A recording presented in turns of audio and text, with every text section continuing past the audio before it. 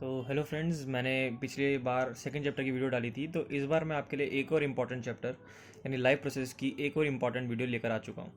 तो इस वीडियो के अंदर मैंने आपके लिए कुछ इंपॉर्टेंट क्वेश्चंस दिए हैं सीधा, क्योंकि पिछली वीडियोज़ में मैं टॉपिक्स बता रहा था। इस बार मैं आपको थोड़े से इंपॉर्टेंट क्वेश्चंस दूंगा, आप इनको करके चले जाना, आपके मार्क्स आ जाएंगे।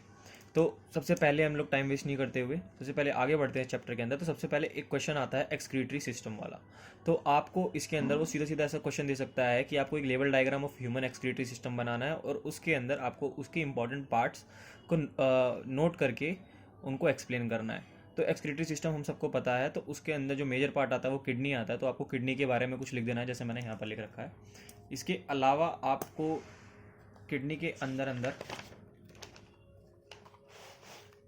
इसका डायग्राम, यूरेटर के बारे में, यूरिनरी ब्लैडर के बारे में और यूरेथ्रा के बारे में ज़रूर लिखना है। आपको अगर इसको पूरा देखना है तो आप इसको पोज करके देख सकते हैं। तो अगला क्वेश्चन जो एक और इम्पॉर्टेंट है वह ह्यूमन डाइजेस्टिव सिस्टम के ऊपर। तो वो आपको सीधा सीधा एक well level diagram of human digestive system बनाने के लिए बोलेगा इस चैप्टर के अंदर। और इसके अलावा आपसे वो पूछेगा बाइल का रोल, सलाइवरी अमाइलेज का रोल और एचसीएल का रोल। आपको इन तीनों के रूल्स के बारे में लिखना है कि ये क्या रोल प्ले करते हैं in the human digestive system, और आपको एक डायग्राम ज़रूर अच्छे से याद करके जाना है, क्योंकि ये चीज़ बहुत ज़्यादा इंपॉर्टेंट है पेपर के पॉइंट ऑफ व्यू से। तो यहाँ पर मैंने बाइल, जिसका एमल्सिफिकेशन ऑफ फैट्स रोल है, इसके अलावा सलाइवरी अमाइलेज जिसका डाइजेशन स्टार्च इन माउथ है, और इसके अलावा एचसीएल का, तीनों के रोल मैंने यहाँ पर लिख दिए हैं। इसके अलावा एक और जो इंपॉर्टेंट डायग्राम इस एग्जाम के अंदर आ सकता है, 6 चैप्टर के अंदर आ सकता है, वो है ह्यूमन रेस्पिरेटरी सिस्टम का। तो हमारे को पता है कि हमारे ह्यूमन रेस्पिरेटरी सिस्टम का जो मेजर पार्ट्स हैं वो हमारे लंग्स आते हैं। लंग्स के अलावा जितने भी यहाँ पे पार्ट है मैंने सारे मेजर कर दिए, मेंशन कर दिए।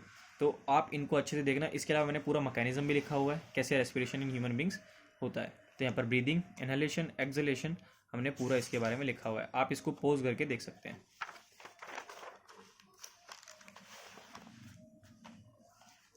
अगर ये क्वेश्चन आपके एग्जाम्स में आते हैं तो पूरे 5 नंबर के आएंगे। तो आप 5 नंबर वाले क्वेश्चंस को मत छोड़ना, इनको आप बिल्कुल करके जाना, आप इनको अच्छे से कर सकते हैं। इसके अलावा एक और इंपॉर्टेंट क्वेश्चन जो है वो आता है हमारा describe double circulation in human beings. तो ये 5 नंबर के क्वेश्चन में एक और इंपॉर्टेंट क्वेश्चन है जो कि आने के चांसेस बहुत ज़्यादा हैं। और ये क्वेश्चन आपका इस बार पूछा गया है। बहुत से एग्जाम जितने हो चुके हैं उन सब में ये चीज़ पूछी गई है, और जिनका एग्जाम नहीं हुआ है उनके एग्जाम में आने के चांसेस बहुत ज़्यादा हैं। Double circulation in human beings, why is it necessary. तो आपको सबसे पहले ये जरूर याद रखना है कि मैमल्स और बर्ड्स में ये होता है। इसके अलावा आपको पूरा इसको अच्छे से यहाँ पर एक्सप्लेन किया गया है। मैं पूरी वीडियो को लंबी नहीं करूँगा, आप बस इसको पोज करके देख सकते हैं, इसको आप याद कर सकते हैं बस। इसके अलावा आपका एक क्वेश्चन ये भी बहुत ज़्यादा इंपॉर्टेंट है, जिसके अंदर एडवांटेज पूछे गए हैं एक्वेटिक ऑर्गेनिज्म के ओवर टेरेस्ट्रियल ऑर्गेनिज्म के।